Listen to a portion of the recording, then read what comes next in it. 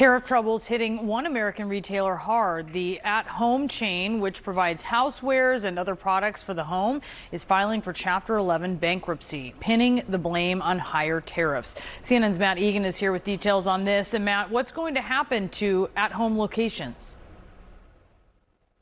Well, Brianna, at-home stresses that it is not going out of business. The company says that most of its 260 stores across 40 states will remain open. Emphasis, though, on most, because the Wall Street Journal does report that the company could end up shuttering about 20 of its stores. Unclear at this point which stores specifically are on the chopping block. But look, the goal here is to try to clean up what was an over-leveraged balance sheet. The company says that this bankruptcy is going to allow it to eliminate substantially all of its $2 billion in debt.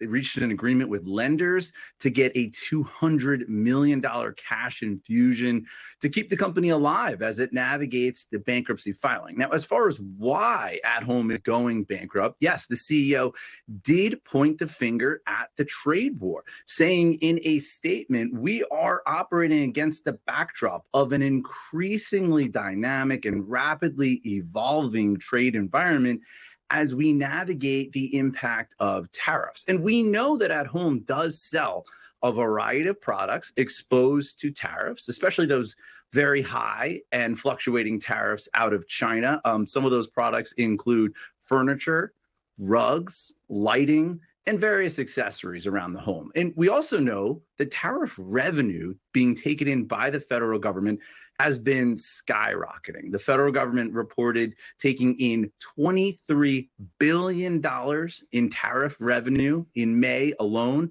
Some context, that's almost quadruple the tariff revenue that was taken in May of last year. And we know that companies that are importing goods from overseas, they're often the ones paying those tariffs. Now, analysts say there were probably some other issues at play here beyond tariffs, right? At Home obviously had this mountain of debt on its balance sheet. The company faces a lot of competition.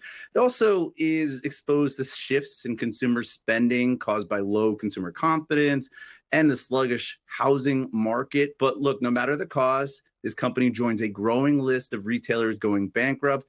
And economists and industry analysts, they say the longer that this trade war goes on, the more companies that are on the brink that could end up going bankrupt.